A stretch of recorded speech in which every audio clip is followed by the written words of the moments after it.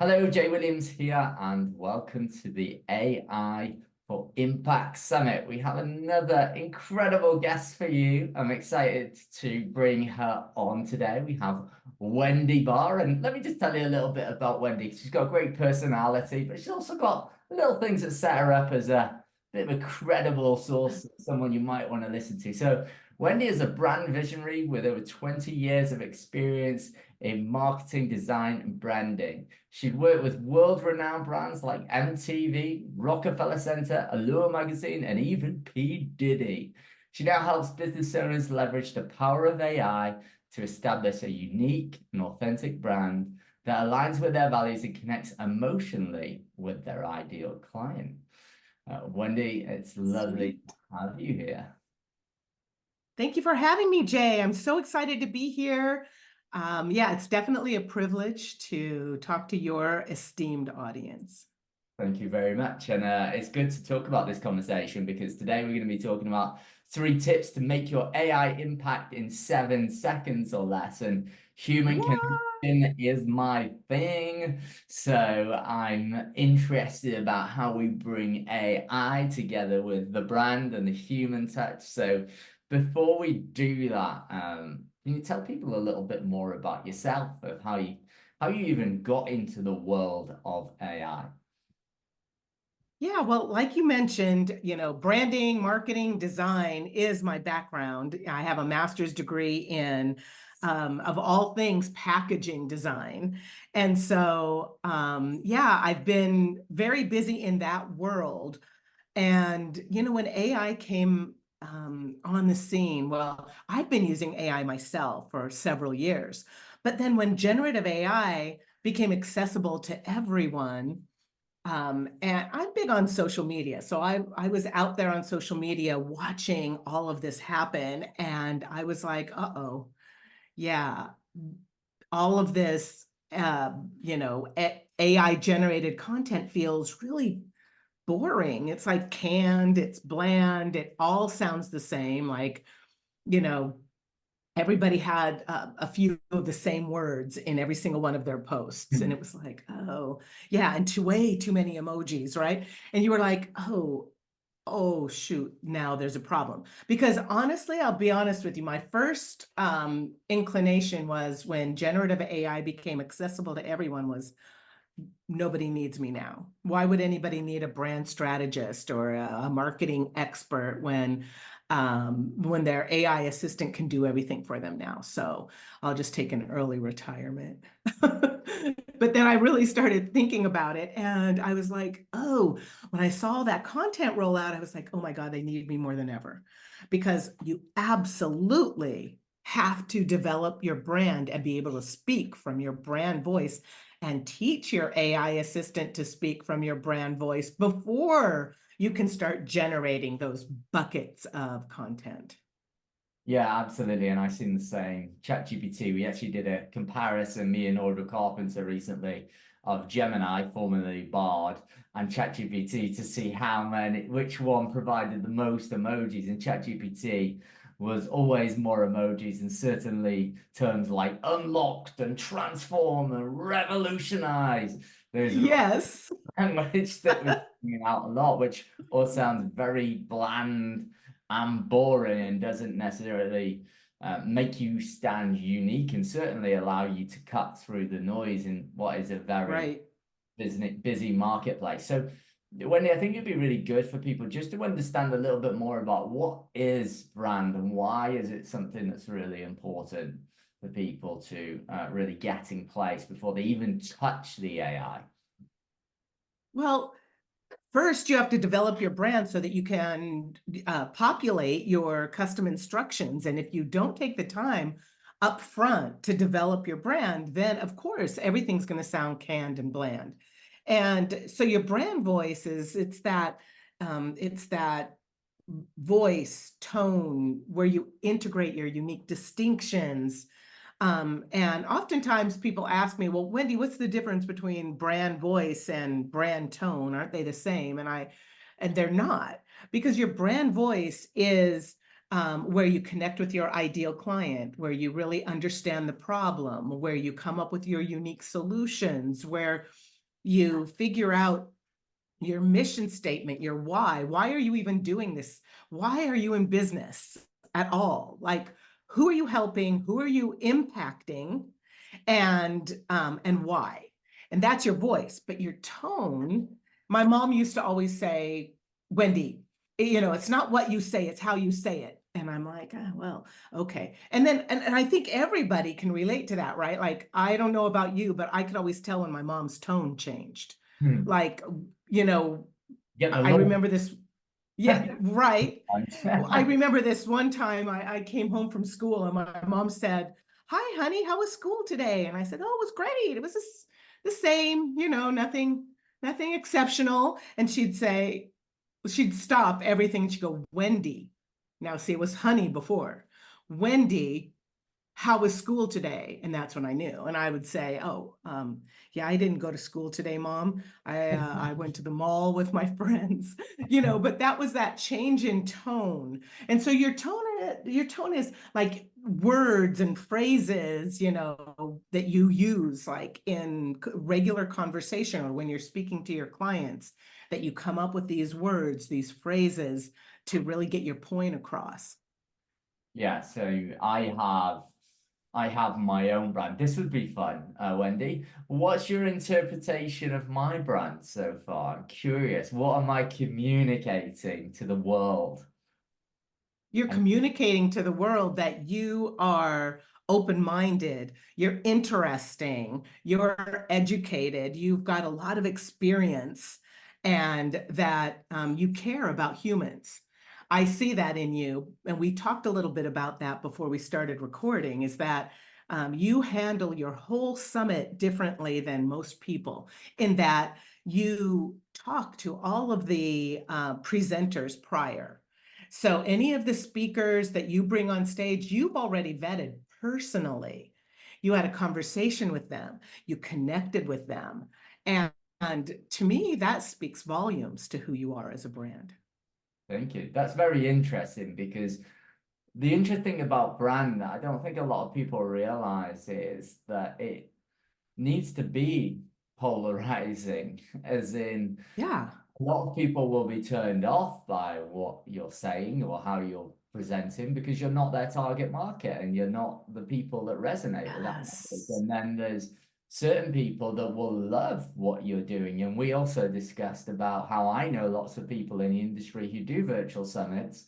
And it's just about let's send out a blanket email to the audience. Yes. Hopefully we get Everybody. speakers and it's just that's their approach. Now, that can work, but the end result is often different in terms of the experience that people get, which is what you were alluding to earlier. And I think Absolutely. it's so powerful because the way if I'd have approached it from a place of, hey, Wendy, I'm just going to send you this really blanket email, you'd have been like, that's not connecting with me in any way. But I'd have been like, oh, another summit, and I think I sent you right? an audio note, didn't I, off the top of my head? Yes. Yes. You sent me an audio note first, like with your voice, with your personality, with something I could connect with emotionally. And I appreciate that. Yeah, that's it's good to hear that's coming across. And it's really like a lot of people when it comes to brand, they might think, oh, it's a logo, it's colors, it's this, but it's so much more than that, isn't it? Like Yes. it goes beyond just the colors and the design components. Can you tell me a little bit Yes. about that? Can you talk to me a Sure, little? absolutely. Because I owned a design agency for many years where we did the brand strategy on the front end, and then we did the graphic design on the back end, the logo, et cetera. But we always started with the brand strategy because your brand should dictate the look and feel of all of your graphics, including your logo, your landing page, your website, all the things should be on brand. And I think that when I sometimes I'll talk to a client and I'll say, well, look at their social and I'll look at their Instagram and their Facebook and everything. And I'll say, oh, okay. So, how did you come up with all of this? Oh, I don't do any of that myself. My assistant does all of my social media. And I say, oh, okay, well, cool. But here's the problem. It doesn't speak to who you are as a human being. It's not capturing your brand voice. And so just like you would with a human assistant, you have to teach Chat GPT to speak in your brand voice, to capture that essence of who you are, to use your ethos in all of the messaging and all of the brand positioning so that you're speaking directly to your ideal client and that you're notably unique and different. Would there ever be a time where leveraging AI might not be appropriate for certain brands? I don't know. I think that you can leverage AI and fold in your brand. I think that a lot of business owners simply don't want to do that first step, which is developing the brand. Mm. And that's the heavy lifting. It really is. It's very personal, like what's your mission statement and who's your ideal client and what do they struggle with and all of that. Like, I think that a lot of business owners are like, I use a weight loss coach as an example often. I'll say, does your ideal client want to lose weight? Is that what they really want? And usually the response is yes. They just want to lose weight. They want to fit into their skinny jeans. And I'll say, or, if you could go a little deeper and get into the emotional repercussions of not losing the weight, what does that look like for your ideal client? Then you probably will cross that boundary into connecting with them, because everybody's saying, don't you want to lose weight and fit in your skinny jeans, and won't, you'll look so much more beautiful if you lose weight. But I had a unique experience when I was talking to a friend of mine who was uh, overweight, and she recently lost 100 pounds. So yay for her. But that day that we had lunch together, she said to me, yeah, my kids and my grandkids are coming to California because I live in Southern California, and and they're all going to Disneyland. And I said, they are all going to Disneyland? And she said, yes, I'm not going. And I said, why aren't you going? And she said, I'm too heavy. I can't fit on the rides, and I'm too slow, and I get winded. And I said, so you're going to miss out on the opportunity to experience Disneyland with your kids because you're feeling like you're overweight and too slow. And she said, yes. And I feel like I'm missing out on all these years with my kids and my grandkids because of this. That's the emotional piece. The emotional repercussion is that she will miss out on all this time with her grandchildren because she's overweight. She doesn't care about her silly, skinny jeans. What she cares about is her family. Mm.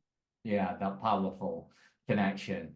And the reason I was asking that question, just around, are there brands where AI is not appropriate? Because one of the things I've realized about brand is it informs everything about how you operate, what you do and don't do in the business. So we give the example of, I will send an audio note. Now, my brand, one of the values of my brand is being real, right? And what real Yes. represents is being honest, authentic, like showing up in your mess if that's the way it is. It's not the perfect picture that you see on social media. It's just about real rawness and just being open and honest and connecting with people through our through our struggles, through our pains.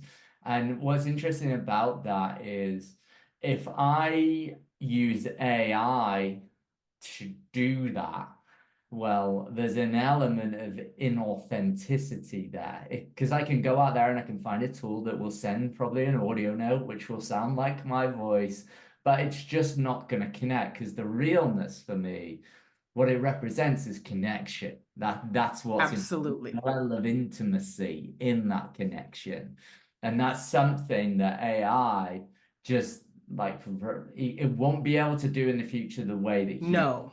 like it just won't. No, absolutely. Absolutely. And even if you teach your AI assistant who you are as a brand, you still have to edit all of those messages. So your question, to answer your question without going off on some rant, I think that I agree that interaction with other humans, AI generated interaction with other humans probably isn't going to be the most appropriate for human-based businesses where you absolutely have to connect with humans. However, I do see that I think that what we have to do is we pick out some of those redundant tasks that we do in our business every day, and we do some use cases. Like it might be, generating emails. It could be a landing page. It might be copy for your website. Those things that take you endless hours. But that being said, so I still see a use case for AI, even with a business that has to connect with humans. Yeah. I still see a use case. However, it's critical, absolutely critical that you go through and you edit. Even if you've taught ChatGPT, for example, in the custom instructions, what your brand voice sounds like, who your ideal client is, what your unique differentiation is, what your tone is. Even if you go in there and you teach ChatGPT all of those things, the fact of the matter is that the content that you're going to get still needs to be edited, and your personality still has to be woven through. So let's talk about that then. I know you have a few slides that you want to share. There's a big problem that you see when it comes to AI, and we've kind of touched on it a little bit, but I want you to just really call it out. You can share your screen and talk into this conversation. Sure. And of course, there's some things that people need to have in place, probably before they even go and start trying to create content or trying to put stuff out there. So talk to us about that. Sure. Can you see my screen okay? Please. Great. So as far as I see it, the problem is that if you're using AI generated content without teaching your AI assistant who you are as a brand, you're speaking to everyone, therefore no one at all. Because when the customer, the consumer, your ideal client steps up and interacts with the brand, if there's no unique differentiation, if there's no clear brand positioning, if there's no messaging framework, then yes, you're speaking to everyone and no one at all. So why even bother? People want to do business with people. And I've noticed that, especially post-COVID and now with AI, is that humans are looking for that connection. And with the internet being, and social media being so prominent, they can pop the hood and look underneath now. They're not interested in doing business with businesses. They want to know who the human is behind the business. And they absolutely have to have a connection. So what I work with my clients on is developing a brand voice and tone, connecting with their dream client, and then accessing their, unique inner unicorn. And then when I'm with my ideal client, I help them with a little personality quiz that's kind of fun. I can send that over to you. We don't have to cover that today, but which is really fun too. And, we've talked a little bit about what brand voice and tone actually means, but there's a recipe, and which I think is kind of cool because it kind of, I don't know about you, but when it comes to ideation or anything that is not in my wheelhouse or that I'm not familiar with, it helps to have a system. So you simply take your distinct personality, and if you don't know what that looks like, that's where you start developing your brand, your mission, your vision, your core brand values, your value proposition statement. All of that happens here in your distinct personality. And then your love language, that's like the words and phrases that you use commonly with your ideal client, or that you use in social media. Like there's Even the fact that I just said your love language, that's terminology that I use. This, Or on the previous, just to check on that, is this like Wendyisms or Jayisms? Is that what you're referring? yes, yes, absolutely. And when I said tap into your unique inner unicorn, right? Like that's a Wendyism, right? Because what does that mean to me? It simply means what's different about you. And then your tone of voice, we kind of talked about that a little bit, right? Like when your tone changes, when you're, when you're happy and you're fun and you're joking around compared to when you're serious or when you're professional or when you're whatever, when you're sad, when you're happy. That's your tone. That's the delivery of your brand voice. Quick And question. then, Quick question on tone of voice, and I just want to make sure I land this. So, tone of voice is an interesting one because you demonstrated different types of tone that people use there. Now, if you've got multiple different tones that you use in your brand, should you use one tone, three tones, or is it like how do you figure out what the voice is for delivery? well, I think that you have one tone, and that is a combination of everything you just mentioned. So, like in ChatGPT, I might say something like, please keep in mind that I'm fun and I like comedy and I'm silly, but I'm also highly educated and and I use a professional tone when I'm delivering value to my clients. So and sometimes ChatGPT will give me create some output for me, and I'll respond back and I'll say, I would never use the word whatever it was, like what you just said, like, oh, trailblazer. She loves using that word. And I'll say, I would never use the word trailblazer. It's not in my tone of voice. And ChatGPT will say something like, oh, well, thank you so much for letting me know. It's like, oh, it's yeah. But so in your tone, you might say, you sometimes you have to say, don't use any emojis. I'll add my own. Or I would never use the word trailblazer, in my, otherwise you have to keep reminding her. And I'm not sure why that is, but I think just because we're still in the early days of ChatGPT and AI. I think anytime it hears anyone say coach or anything along those lines, it introduces transformation, revolutionize, unlock, Yes. all of that sort of junk And then land. I'll say, try again. You're doing a great job though. Like I would a human assistant. This is wonderful. You're almost there. But I would never say revolutionize. I would, I would never say, transformation. I might say transform, but I probably wouldn't say transformation because everybody uses that word. Hmm, interesting. So let's see, where am I? Okay, there we go. I think that I have a couple of examples here, like Dove, right? Dove's brand voice is empowering and it's uplifting. It speaks directly to women. That it taps into the fact that women come in all shapes and sizes and colors, and that every single one of them are beautiful. They own it. And Harley Davidson is like aggressive and strong, right? And, if you don't get it, then you aren't their ideal client and they're not interested in you, period. You know, everybody's brand voice is different, right? Your brand voice is different and it has to be in order to differentiate you. And speaking, we talked a little bit about this at the beginning with the weight loss coach thing. Really understanding who your ideal client is will be important.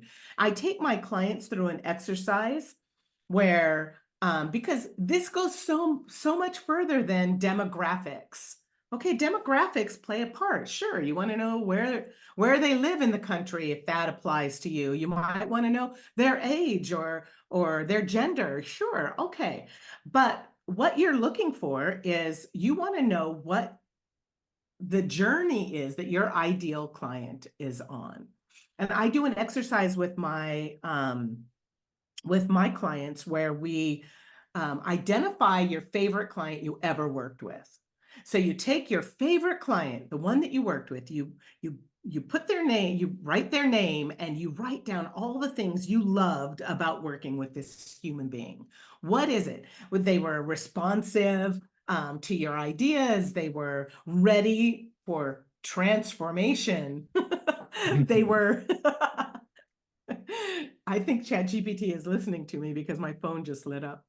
And yeah, so like we go through this exercise to try to figure out who exactly is your ideal client. Like, what are their goals, right? What are they trying to achieve? I mean, really trying to achieve. You know, what are their deepest desires and what do they secretly wish for? Like that friend of mine I mentioned to you, right? What does she secretly wish for? She wishes she could keep up with her grandchildren. She wishes she could fit on the rides so she could sit right next to them on the roller coaster. You know, and then what are their challenges? You have to really go deep here. What is really going on in their lives? And what are their fears? Like, what does failure look like to them? And what are the repercussions to either getting or not getting their problem solved? Because if you don't understand that, you truly don't understand your ideal client. And then you have to go in and you have to teach ChatGPT all about your ideal client. Who are they? And if you just give ChatGPT the demographics, that's all you're going to get, which is vanilla. You're going to get vanilla output. But if you can go deep here, ChatGPT will take that information and run with it. And then you can start getting creative. Right? That's when you can start really having fun with ChatGPT and getting creative once you've already populated your custom instructions. I'm curious, what's been your experience about getting ChatGPT to sound like your brand voice? And do you have any tips in order to help with that? Yeah, I mean, I feel like she forgets though. Remember in the beginning, there were a lot of hallucinations. And even now, I think she forgets sometimes. So I think that you have to, it's like you're riding a horse and you can't let go of the reins. And I think that that's where a lot of business owners, I think that's the mistake that a lot of business owners make, is that they go in there and they put in their custom instructions, they generate content, they post it on social media without going through and editing it, without finessing it, without, just like you would a human assistant. You know, unless this assistant worked with you for the last 10 years and knows you better than you know yourself, you're going to have to finesse the output. And so I go back in, if I ask ChatGPT to create 3 to 5 emails for me that have these bullet points in it, right? And then she creates those 3 to 5 emails for me. Then I'm going to go back in, I'm going to read every single one of them, and I'm going to say, these are great, but you're really not tapping into the problem that my ideal client is struggling with. And these are the problems. And so I think it takes a few cycles of output before you really get content that speaks to who you are as a brand. And if you let go of the reins, then you're just going to be posting that canned, bland, boring content. Yeah, it's the same across whether you're talking about GPTs, whether you're talking about ChatGPT, and you're running on like 3.5, you find the same issues come up, as in, like you say, it forgets. And it forgets. Yes. It used to be 5 prompts. It's a little bit more now, but it's still forgetting and goes often, as you called it, on a hallucination. That's what they're calling it right now. And so there's a lot of that comes into play. And so just constantly reminding him of like what you're trying to get it to achieve, I think is really important. Yes. Yes, and I like that analogy of like, so you have the most brilliant horse in the stable, a very intelligent horse, right? But that doesn't mean you can let go of the reins Yeah. because the horse is going to want to graze on the hay, right? It's going to want to, whatever, chase bunnies, whatever is going to happen, you have to be in control. Oh, this is just my gift. I can probably stop sharing my, unless they want to Yeah, I go ahead mean, and scan the QR code. I was But going to say, go on, finish what you're going to say, and then I'll. oh, sorry. So I created a guide that will take you through all of those parts and pieces so that you can start documenting who you are as a brand, your brand voice, your brand tone, your ideal client, and your unique differentiation. You can find all of that in this guide. And there's also a Chat GPT quick start guide to help you populate your custom instructions with the information that you just created in the guide. And this is a great guide for, even if this isn't about Chat GPT, even if you're not going to populate your custom instructions, even if you have a human being as your assistant, then you can use this guide and say, here, this is all about me. This is my brand. Please read this and please address all of these parts and pieces in everything you create for me. Fantastic. I'll make sure there's a link below this video for people to download that as well. Or they can simply do the much more tech-savvy thing and scan the QR code to get that. Absolutely. Sure. Absolutely. I think they're, I didn't get to the third one, so I popped that in the middle. And the third point is that's your super sassy secret inner unicorn, right? People used to like to call that your special sauce, but I call it your inner unicorn because it's who you are on the inside. And a lot of people are afraid to show off that quirky person they are on the inside, but this is actually your selling point. This is where you make sales.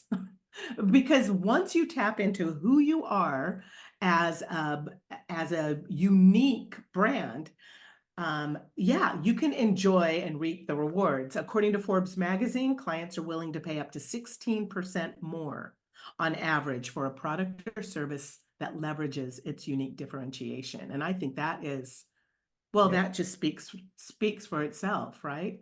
And these are just a couple of brands that actually tap into their quirky personality, right? Like Old Spice, right? Absurd and weird, and Poopery, right? Taps into that unique part of the brand that that we don't want to talk about, right? Because that's, women don't poop. I just It's said that on your video, didn't I? It said poop. it's fantastic. I love what's really interesting when there's like it talks to the brand and you're like, women don't poop. Right. Okay, Like but when I'm on stage, even on when I'm stage on about it, it's brilliant. But what's really cool about this, Wendy, is like this is the hardest thing for people to be, in my opinion. Yes. There's Yes. another speaker, if you're familiar with it. Oh yeah, you're good friends with her, Molly Mahoney. Oh Molly. yeah, Molly. Molly's my dear friend and one of my greatest mentors. I adore her. And yes, you know, and it was Molly that really told me, Wendy, because I came to Molly at the very beginning and said, well, I'm through. The AI's here.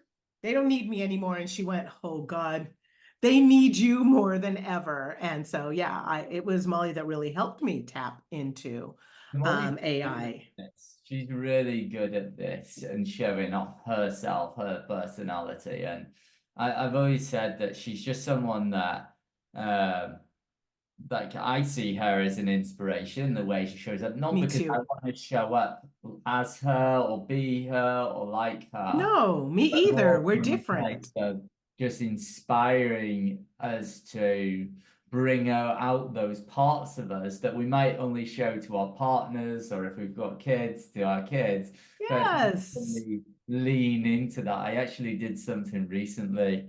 Um, I don't know what your approach is, Wendy, but I took a picture of the butter on the knife going into the jam. And my wife goes nuts. She's like, no, get a spoon, get a spoon. Now, that is something that I never normally share with people, but all of a Right. sudden, it started blowing up, people going crazy, like, what are you doing? And then other people like, yeah, get it in there. And it just divided people, which was so powerful. And I think that's what's so powerful in this component of brand is because it turns the right people on and turns the wrong people off. And one of my favorite quotes, and I can't remember the exact name of who wrote it, but it's love me or hate me, there's no money in the middle. And I think Oh, nice. and that Very nice. good brands are polarizing. Absolutely. Absolutely. And yes, I have to say one thing though, and that is that when I started the branding agency, I don't have that agency anymore. We don't really do a lot of design work. We focus mostly on brand strategy, and marketing development. But I had a business partner at that time, and that really made it difficult for me to express my unique differentiation, because am I speaking from my brand voice, our brand voice? We had a big team. There were a lot of parts and pieces moving. And so I feel like I kind of stuffed it down. I was a little quiet. Matter of fact, Molly is constantly telling me, why aren't you sharing all of those incredible case studies from MTV and RCA Records and P. Diddy, all those people that you worked with? Why aren't you sharing those case studies? And I realized that the reason why I didn't share them before was because they weren't representative of my business partner and my relationship. But now that it's just me, they are. And so, I think that that's tricky for people that are not solopreneurs, but they have a big team, or maybe they have a business partner, is to try to figure out what that brand looks like, Yeah, right? I can see that how that would be a challenge for sure. I've been in business partnerships myself, and I can't say we were ever that focused on brand, I'll be honest with you. But Right. because I just don't think we were at that level of intelligence from like a level of experience in understanding the importance of brand and how to use it. So we didn't tend to. Truly. And So you can see that this whole presentation is indicative of my brand, of me. It all speaks in my brand voice. And this is just another little recipe you can use to figure out your unique differentiation. Is ask yourself if you're presenting as innovative and interesting, right? Did you get the hair standing up on everybody, on the back of everybody's neck when you stuck the butter knife in the jelly? Yeah, you like, people were like, no, you never do that, right? Or like the whole, which way does the toilet paper go on the roll? yeah. Over, under. I mean, people are real passionate about that. And then, and then you have to ask yourself, are you relevant? Right? Like, so I see a lot of people on social media that are posting a lot of butter knife in the jelly without anything that's relevant to their brand. Molly calls that a hand raising post, when you post something about the butter knife in the jelly, right? So that gets people, that boosts you up in the algorithm. It gets people excited about who you are as a human. But then you have to follow that up with relevance, that relates directly to your business. And then ask yourself, if what you're offering people, does it evoke emotion and connection? Does it solve a real problem? Are you authentically you in your marketing? And what is it about you and your business that is truly different? Because that's where you're going to make the sales. That's really, yeah. So this slide relates to a story that I tell sometimes about my previous business, when I worked with all those big labels. I had a promotional products company, right? So hats, t-shirts, mugs, pens, that kind of thing, right? And those companies, RCA Records, Rockefeller Center, MTV, they did hundreds of thousands of hats, t-shirts, mugs, and pens with their logo on it, right? And I would have loved that business. That was a big chunk of change, but they never came to me for that. Why? They had someone regular for that, and I wasn't regular. I was a disruptor, right? I was an out of the box thinker. They came to me for really unique items. And I'm going to stop sharing because I'm going to show you. For example, This is something I created for P. Diddy way back in the day, right? So this is when P. Diddy came out with the album, The Saga Continues. And yeah, he could have just popped the CD in an envelope and sent it to his advertisers and other record labels, etc. Or he could do something unique, which is what I suggested. And so we did a pewter cast of their logo. And then inside, right, is a little love letter from P. Diddy, right? And then he's a very generous human. He let me, these were limited edition. And he let me have a whole page to advertise my company. And then inside, it was just a photo album. It was just him and his artist just kind of kicking it at the mansion, right? And then in the back was the call to action, was the CD in a sleeve. And these, he sent these off to, yeah, other record labels and advertisers, you know, people that mattered. And he just simply didn't want to send something boring. And he even mentioned my name on stage at the BET Awards. I love it. Yeah. The announcer had the book and she said, "This is so cool. Where did you get that?"